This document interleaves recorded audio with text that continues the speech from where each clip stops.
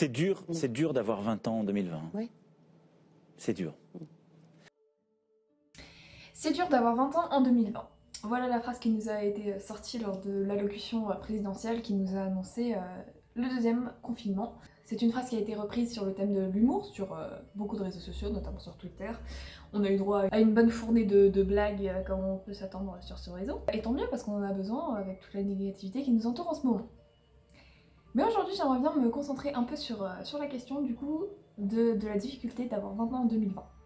Et j'aimerais expliquer pourquoi, oui, Monsieur le Président, c'est difficile d'avoir 20 ans en 2020 et pourquoi il est important de comprendre ces difficultés rencontrées par la jeunesse pendant cette période très particulière qui est la période d'urgence sanitaire. Ça sera pas une vidéo très construite, puis ça sera d'ailleurs une vidéo qui se basera simplement sur mon témoignage en tant qu'étudiante dans ce contexte si particulier. Mais voilà, j'avais juste ce besoin d'en discuter et de partager un peu la situation à laquelle on fait face aujourd'hui. Comme il serait intéressant d'avoir des témoignages de tous les types de difficultés et de souffrances qui sont rencontrées aujourd'hui par la population en France. La première grande difficulté à laquelle je pourrais penser quand on évoque cette notion, c'est ce problème que rencontrent les étudiants de la vie sociale qui est tout simplement désormais inexistante. Déjà lors du premier confinement, c'était le cas pour tout le monde. Tout le monde s'était arrêté de vivre, il ne se passait plus rien en France. Cette fois-ci, c'est moins le cas. C'est-à-dire qu'on voit la vie qui continue autour de nous. J'habite à côté d'une rue très passante et je vois encore des gens qui passent et qui continuent leur vie comme si de rien n'était.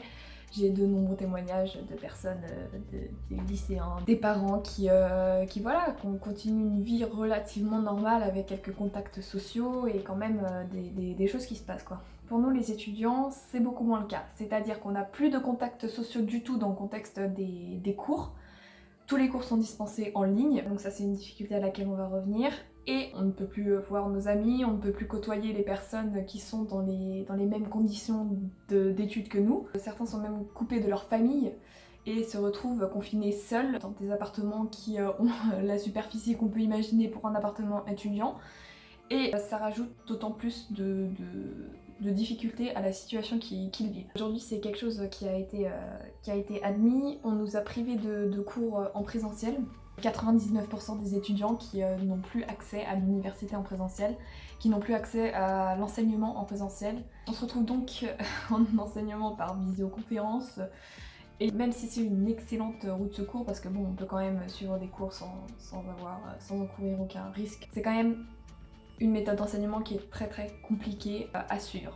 On a beaucoup d'élèves qui décrochent, beaucoup d'élèves qui éprouvent de grosses difficultés à se concentrer et à poursuivre dans une filière qui pourtant leur plaît. On n'a plus aucun contact social avec les profs, c'est-à-dire que, en basant encore une fois sur mon témoignage, moi qui avais l'habitude d'attendre souvent la fin du cours parce que c'est compliqué de poser une question devant toute la promo quand en plus on a un peu...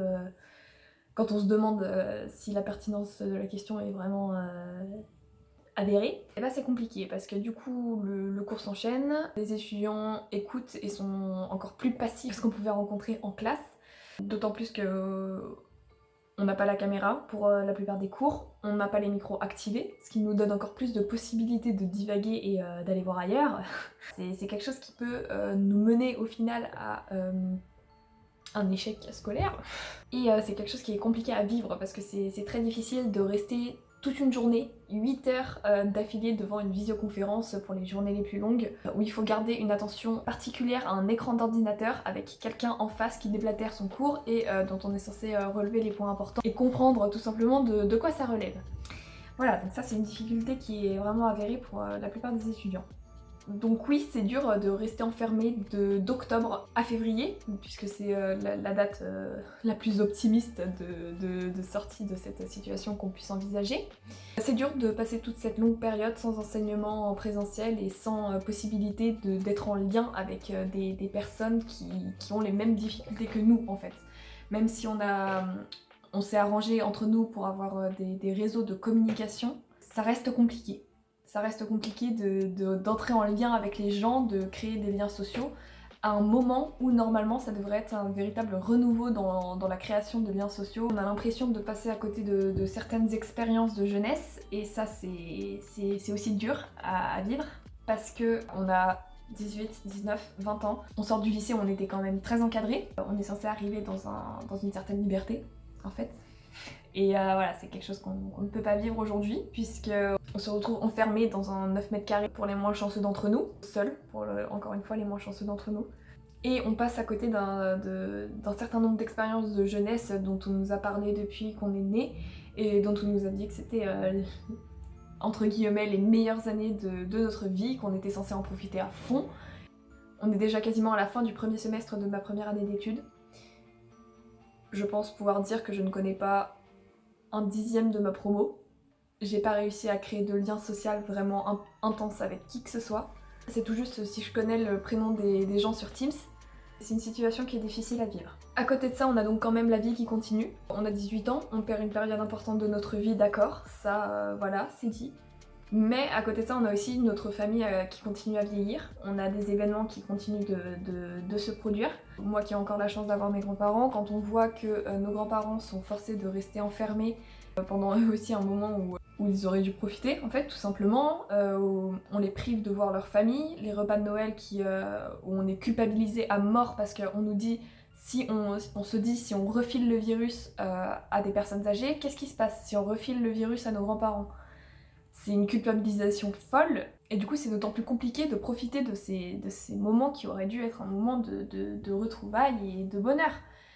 On a des personnes âgées qui peuvent être en difficulté dans les familles et on ne peut pas aller les voir. Et nos grands-parents se retrouvent privés de sorties, se retrouvent finalement dans une situation assez comparable à celle des étudiants, c'est-à-dire qu'ils sont enfermés en train de passer à côté d'une partie importante de leur vie, sans avoir de divertissement, sans avoir de contacts sociaux et sans pouvoir voir leur famille.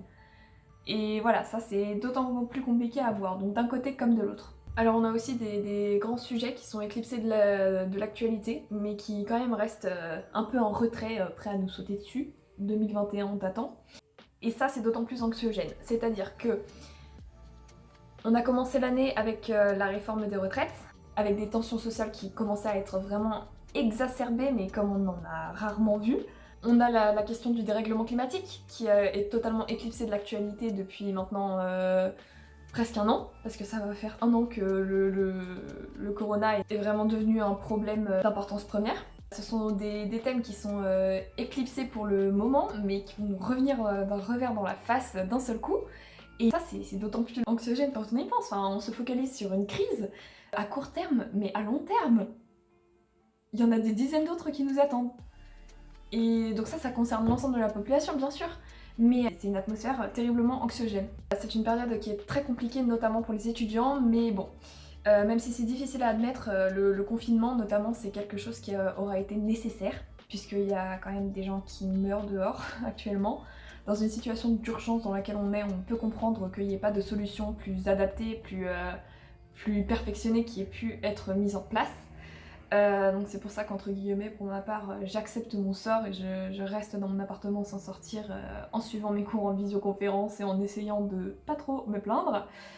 Parce qu'il y a des gens qui meurent à l'extérieur tout simplement, et que même si c'est difficile à admettre, les étudiants effectivement ne respectaient pas les consignes sanitaires. Alors si les universités ne sont pas du tout à blâmer dans la question, hein, parce que quand je prends l'exemple de mon université, la gestion du protocole sanitaire a été vraiment exemplaire. Par contre, dans un cadre privé, les étudiants, ça m'étonne pas qu'on puisse penser que ce sont les populations les plus à risque. Les soirées regroupant une cinquantaine de personnes sans masque, j'en ai vu, alors que la situation commençait à devenir très compliquée. C'est quelque chose qu'on peut pas nier. On a été désignés comme fautifs dans la situation. On nous a dit, les jeunes, la propagation du coronavirus est en partie de votre faute. C'est peut-être le cas et ça serait mentir que de ne pas l'admettre. Voilà, donc ce matin même, on a le président de l'université de Strasbourg qui a expliqué que la détresse morale des étudiants tuera potentiellement plus à long terme que le Covid en lui-même. La Covid, excusez-moi. Vous en pensez ce que vous voulez de cette phrase, mais ça explique bien l'ampleur des difficultés qui sont rencontrées aujourd'hui par les étudiants. Voilà, donc on nous dit qu'il faut prendre notre mal en patience, que la situation reviendra à la normale. On nous dit ça, mais sans avoir de porte de sortie qui se dessine vraiment à l'horizon. On a le vaccin qui potentiellement arrivera, mais comme on le sait, c'est pas gagné d'avance. On nous a donné, dans le cas le plus optimiste, un retour à l'université en présentiel en février, donc dans près de 3 mois. À court terme, il nous reste quand même encore 3 mois. à passer en rencontrant encore les difficultés qu'on connaît aujourd'hui. Voilà, je terminerai simplement en disant que c'est difficile d'entendre des gens nous reprocher de nous plaindre alors que c'est quand même une situation qui est compliquée pour tout le monde, j'en conviens. Mais c'est une situation qui est compliquée et au lieu de nous reprocher les uns les autres de nous plaindre, peut-être qu'on ferait mieux de s'écouter les uns les autres, de prendre en considération les difficultés qu'on rencontre chacun pour essayer un peu, comme c'est possible de le faire, d'améliorer la vie de tout le monde. Ça passe par des petites attentions positives, ça passe par demander des nouvelles aux gens que vous connaissez, ça passe par essayer de répandre de la joie et de la bonne humeur plutôt que des nouvelles anxiogènes qui sont à tous en train de nous pourrir la vie. Je terminerai là-dessus. Merci de m'avoir écouté.